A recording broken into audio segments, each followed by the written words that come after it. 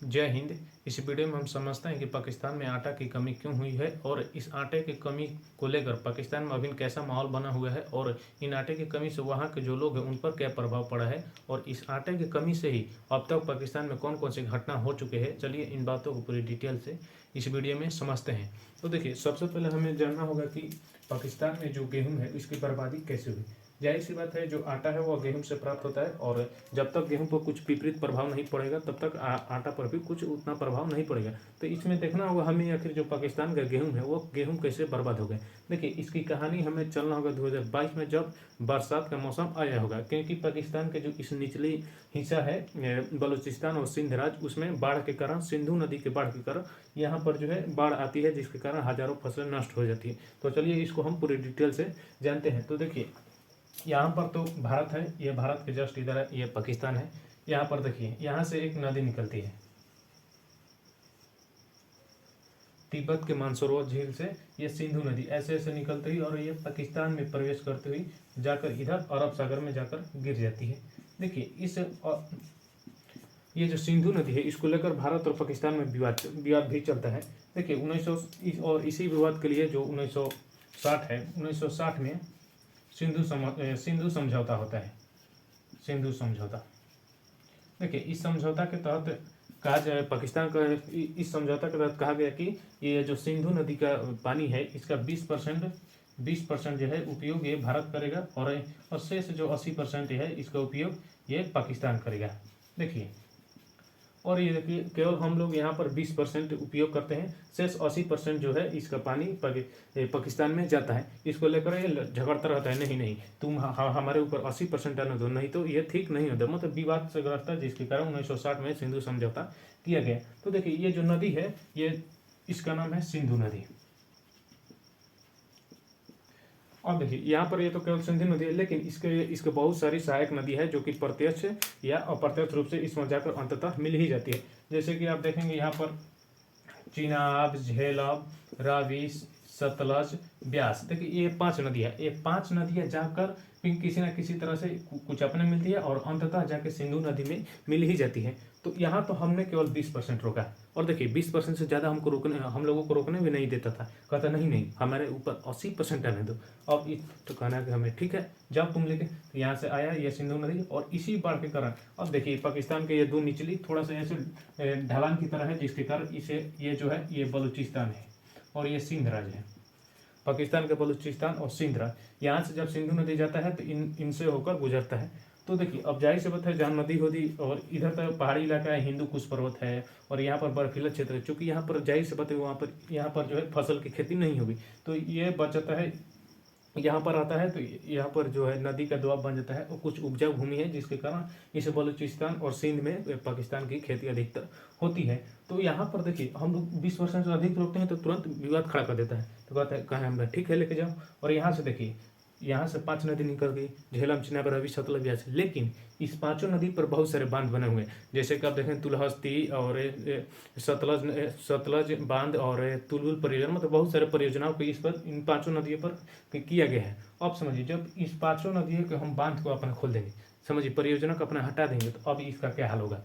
ये तो बेचारा कि ये 2 बलूचिस्तान और सिंध खाने को गई था, मतलब यहाँ पर फसल की खेती जो अधिक होता था और इधर से ये केवल समझिए 80% ही इसको तबाह करके रखा है। जब यहाँ पर ये चूँकि मिलता है, यहाँ पर 5-6 परियोजना है, इन परियोजना को हम हटा देते हैं, तो अब पता चलता है कि ये जो इसका बलूचिस्तान और सिंध है पूरी तरह से मर जाएगा, पूरी तरह से ये समझिए डूब जाएगा। और इसे जो सिंधु नदी है, सिंधु नदी पाकिस्तान की जीवन रेखा कहा जाता है, क्योंकि आप देखें सिंधु नदी का पानी रोकने के बहुत से पाकिस्तान में पानी की किल्लत हो जाएगी, समझिए, लेकिन कभी जब इसमें अधिक बाढ़ फैल जाता है पूरी तरह से इसका फसल नष्ट हो जाता है। तो देखिए 2022 की बात है, 2022 में बरसात के मौसम में, बरसात के मौसम में यहाँ से सिंधु नदी में जल जमाव अधिक हुआ और यहाँ से जाकर ये जब यहाँ पर पहुँची बलूचिस्तान और सिंध वाला क्षेत्र में, तो यहाँ पर बाढ़ आ गया। और बाढ़ आ गया चूँकि यहाँ पर भी ये जो पाकिस्तान का अधिकतर फसल है इसी इलाके में उगता है, तो यहाँ पर बहुत सारे आप देखेंगे ये जो बलूचिस्तान और सिंध है ये पूरी तरह से खनिज के मामले में भी ये पूरी तरह से समृद्ध है।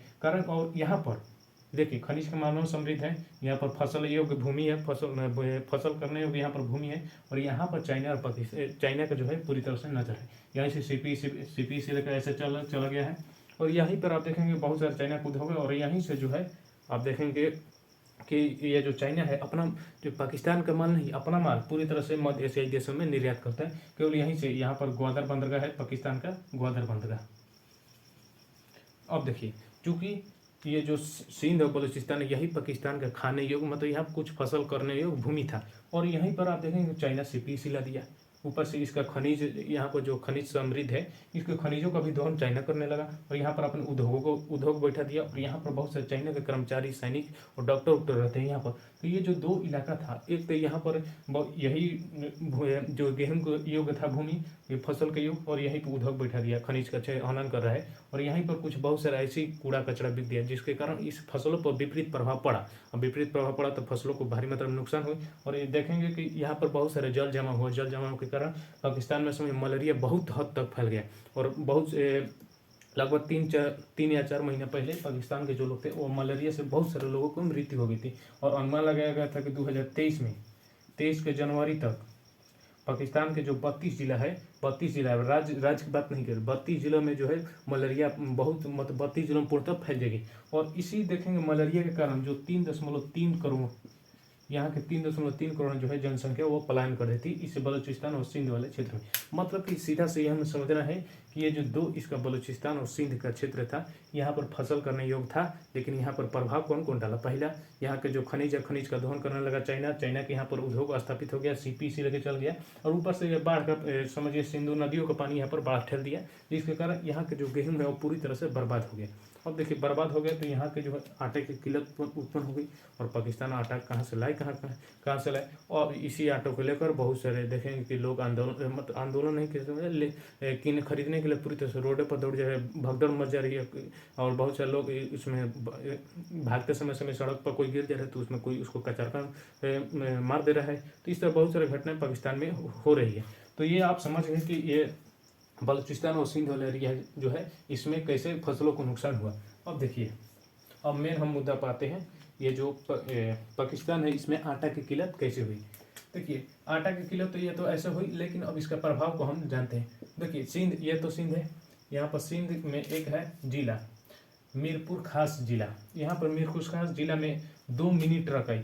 अब देखिए चूंकि यहाँ पर आटे की कमी है, और तो तरह तरह के, देखिए इस यहाँ के जो क्षेत्र है, यहाँ पर आटे की कीमत कुछ और है, यहाँ पर कुछ और है, तरह तरह अलग अलग क्षेत्रों में आटे की कीमत अलग अलग है, जिसके कारण आटा का जो है अबाध व्यापार भी होने लगा। तो यहाँ पर सिंध जो राज्य है, यहाँ के सिंध राज्य में एक ये जिला है मीरपुर खास जिला, मीरपुर खास जिला। और मीरपुर यहाँ पर एक पार्क है जिसका नाम गुलिस्तान ए बल्दिया, गुलिस्तान ए बल्दिया, इसका ऐसा नाम है। और देखिए यहाँ पर इसमें मीरपुर खास जिला के यहाँ पर पार्क है, वह पार्क के पास 2 मिनी ट्रक है, 2 ट्रक है जो 200 बोरियाँ ली थी, मतलब 400, दोनों पर 200 बोरियाँ थी। और प्रति 65 रुपये के जी,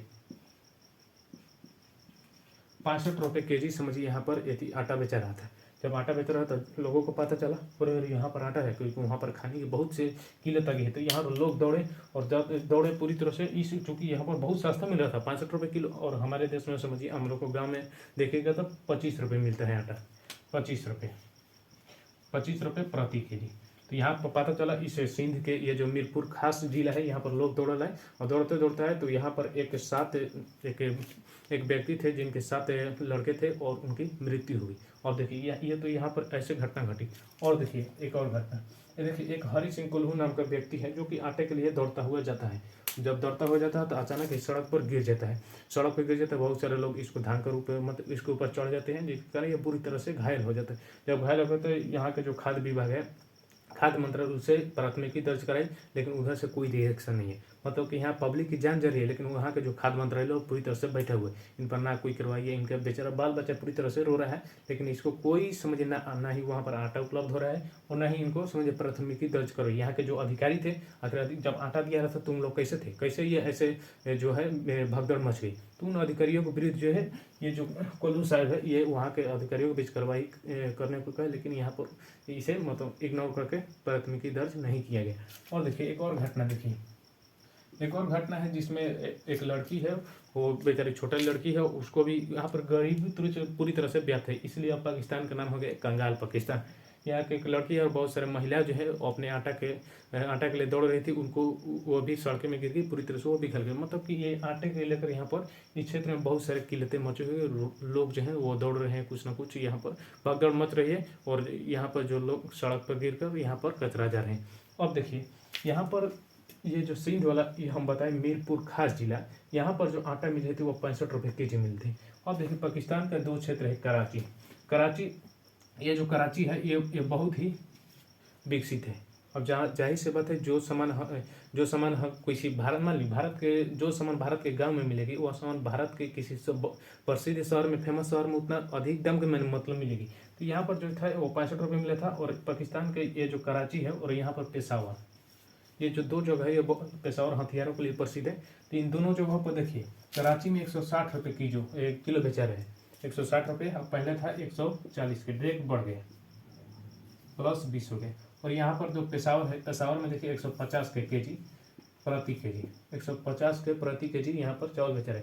अब देखिए जाहिर सी बात है कि चूँकि लोगों को ध्यान में आया होगा कि यहाँ पर देखो, ये जो है पेशावर के जगह पर मिल रहा है 150, और यहाँ के जो कराची है इसके पास से जो आटा मिल रहा है 160 के।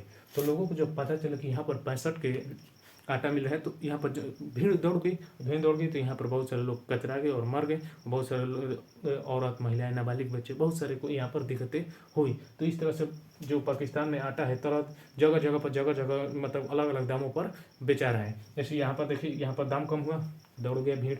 यहाँ पर देखिए पेशावर में 150, कराची में 160, और इतना ही नहीं, पाकिस्तान के अन्य चीज़ों का भी दाम बढ़े, केला, सरसों, नमक। अब देखिए नमक में एक हम पढ़े तो देखिए, नमक जो है वो 49 रुपये, 49 रुपये का मिल रहा है, वो भी 800 ग्राम, 1 के जी नहीं। अब हम लोग के यहाँ मिलता है समझिए 10 रुपये के पूरे 1 के जी। अब देखिए यहाँ पर ऐसे किसी भी देश में नमक की कमी नहीं होनी चाहिए, क्योंकि आप नमक को उतना बनाने में ज़्यादा कठिनाई नहीं, उतना उत्पाद की ज़रूरत भी नहीं होती है। तो पाकिस्तान में समझिए नमक जब 50 रुपये किलो, वो भी 800 ग्राम मिल रहा है, तो अन्य चीज़ों के क्या हालत है। सरसों जो है 532 रुपये किलो है।